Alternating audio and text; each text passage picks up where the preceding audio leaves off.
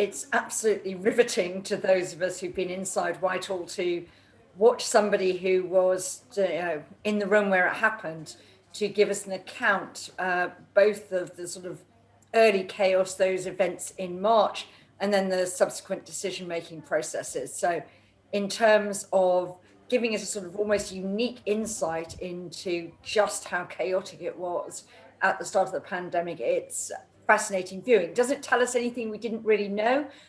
I think not so much that, because I think most of the stuff has been pretty well rehearsed, but there are some quite stunning accusations from Cummings, not least about the health secretary, Matt Hancock.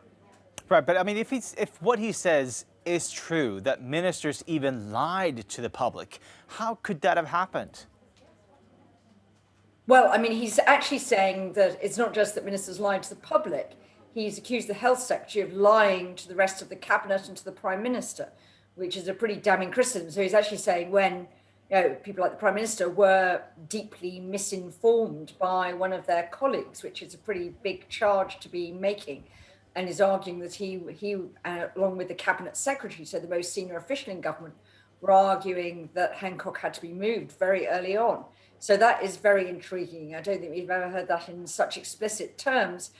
Of course, what the MPs questioning him on the select committee did is say, well, we've got Mr. Hancock coming to give evidence to us in 2 weeks' time. So give us chapter and verse on these charges. If we're going to have to put them to him, we need your evidence that he did lie. And because the thing is that whatever you think about this session is very intriguing, but we also have to recognise, because of the events of last year, Dominic Cummings is not the world's most credible witness in the eyes of a lot of people.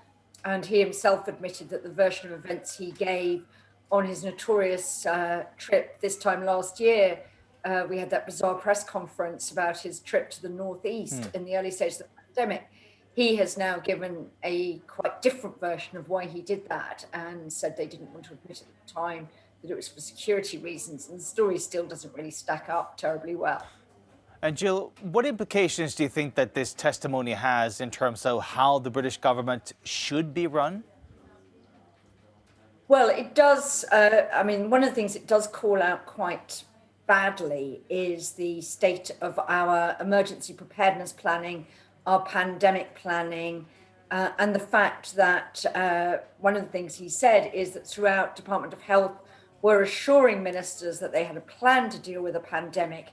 And it was only at an absolutely critical juncture, very, very interesting testimony, that on the 13th of March in the evening, an official from the Cabinet Office, very senior official called Helen McNamara, walked into a meeting with the Prime Minister and said, we've now finally seen the Department of Health and Social Care's plan, and it isn't a plan. It's no good for this pandemic.